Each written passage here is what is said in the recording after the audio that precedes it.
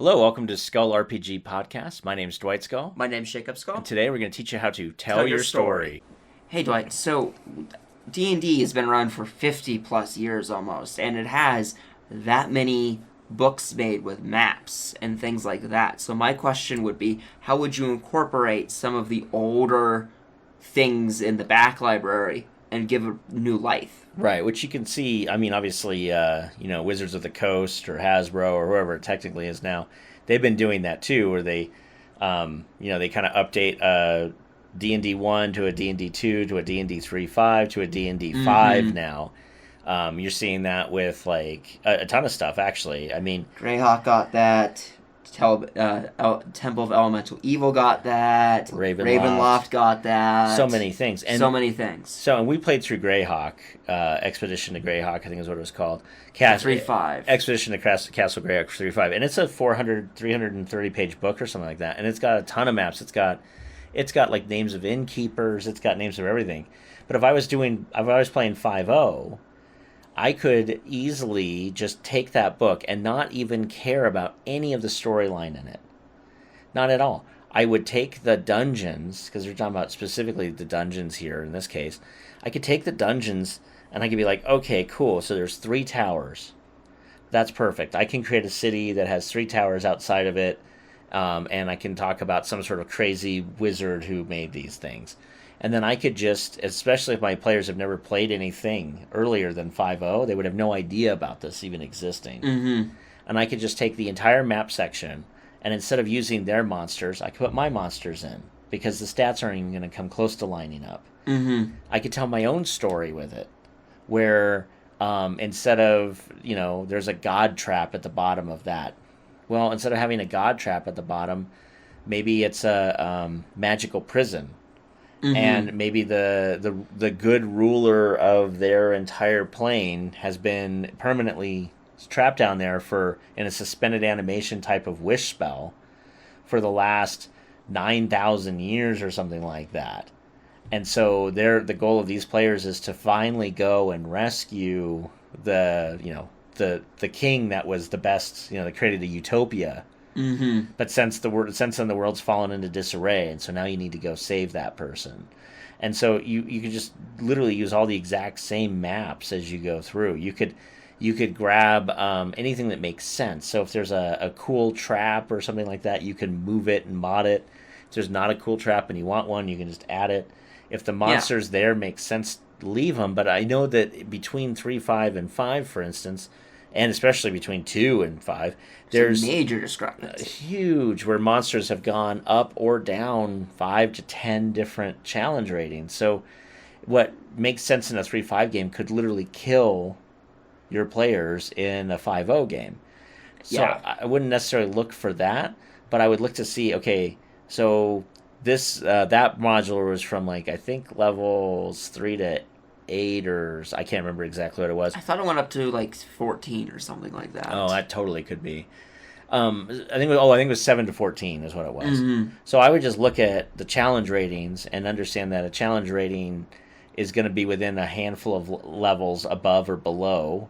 And if you start seeing that all the monsters on the first level are between levels 4 and 8, with the last ones being closer to the 8 category, you kind of know what to do. Also, the monsters you put in there kind of depend on what your story is. If it's like a lich, you have a lich there, you're going to have undead things. Exactly. So some of the monsters that were initially in there might not work.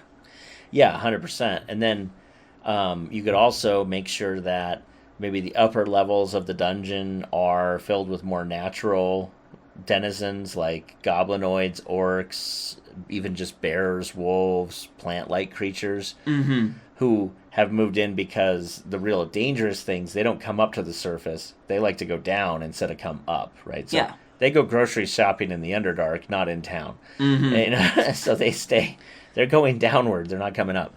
And so you could have that kind of ability where, again, I think it's there's a lot of really cool maps and concepts out there that are easily incorporatable, but you might need to shift a ton of stuff in there. And I would suggest not grabbing every monster and trying to translate it, because that's just a ton of work for no real advantage.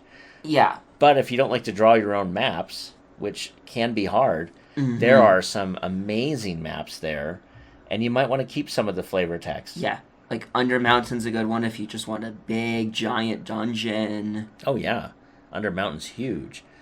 And then there's other ones too, where if you want some fantastical locations, there's games out there like Ravenloft that. Castle is like 14 pages of just the Straight maps. castle.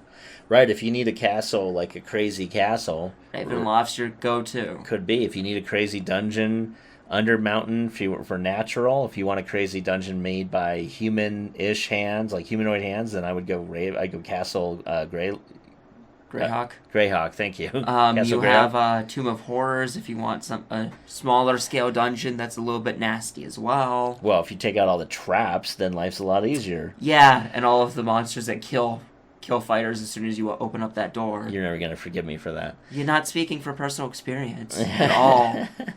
Well, anyway, that said, there are a lot of really good maps out there in literally almost 50 years of history with D&D, just waiting for anybody to take them. And then And also, there's also several hundred fan-made maps that you Absolutely. can find almost anywhere. yeah, because you even, like, let's say that you're, I've seen a couple of Patreons where people are literally every week coming out with one or, I don't know, 10 different pre-made adventures. You don't have to follow the pre-made adventure. You could spend the $3 a month and just get it for the maps. Get it for the maps, yeah. I mean, specifically if you're still running a 3.5 game and no one's doing the pre-mades for you, you could get the 5.0 pre-mades and then just run your own monsters through their maps. Mm-hmm. Maps are hard to make. They're incredibly time-consuming. Oh, yeah, they are. And then I would rather just have somebody else. I would just rather steal somebody's map or make up my map on the fly than actually sit there and try to go through the entire thing of creating my own And maps. just because you have the map right next to you doesn't mean that you have to write it exactly. follow. You could improvise later on. Like we're running through one for D&D right now, where one of the things that we saw in there was a 9-foot room that had 22 bunk beds or something in there. That was made no actually, sense. and that was actually a Wizards of the Coast product. And yeah, I literally went, "How big is this room?" It was 9 squares. It was 9 squares. It had like 34 bunk beds and a table with like 8 chairs. And we're like, how are you getting this in there? And chests at the Oh yeah, foot of and every chests. So it's like the TARDIS of like bunk Yeah. of like sleeping quarters. The barracks is bigger on the inside. But yeah, so I mean, even they make mistakes, so don't feel too bad. But on that note of, it's really easy to do your own random. If you're doing a natural cave complex, I almost to a certain degree will just start doing it random. I won't even care. Yeah, because you're gonna have water flowing wherever water wants to flow. It's gonna be jagged and weird and Yeah. And then if I'm going to use something a little bit more, like I said, humanoid constructed, then I will probably grab somebody else's pre-made map, cobble some together, that sort of thing, and then I will just put my own monsters in where I feel like I need to put my own monsters in. and traps, things like that. Absolutely. So that's how I would do it. Hey, thanks for listening. And for more resources, please go to skullrpg.com.